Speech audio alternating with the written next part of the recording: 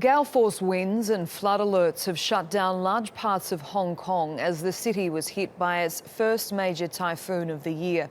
More than 150 flights were cancelled and trading on the stock exchange delayed after Typhoon Nida swept through the city. The storm brought winds of more than 100 kilometres per hour. Weather authorities also issued an amber warning for heavy rain. Nida is forecast to weaken as it moves inland through southern China. Pamela Ambler joins us now from Hong Kong with the details.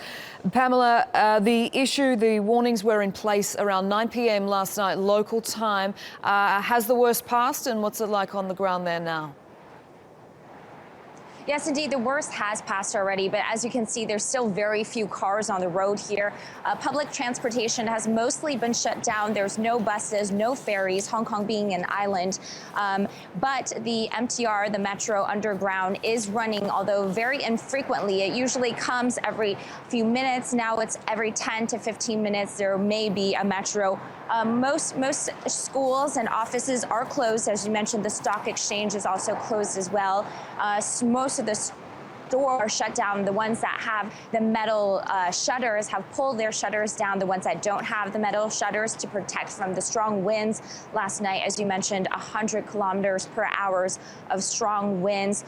People have taped up their windows to try to prevent it from shattering and prevent the debris from falling all over the place. The government has received over 100 reports of fallen trees. There are 3 people who have been hospitalized. Over 200 people have asked for refuge in shelters.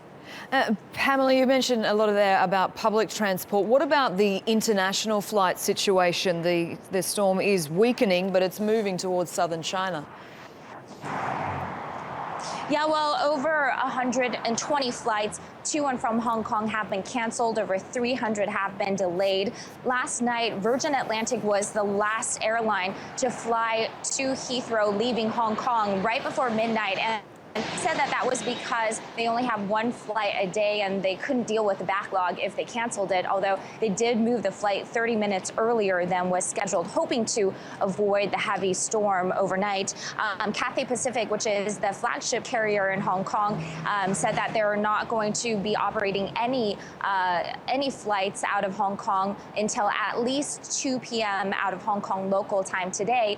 They did say that they're waiving all cancellation, rescheduling, rerouting fees for any of the flights that are flying in and out of Hong Kong yesterday and today. And as you mentioned, the storm is moving to the inland Guangzhou, Shenzhen area, and offices, factories, as well as schools are closed there today as well.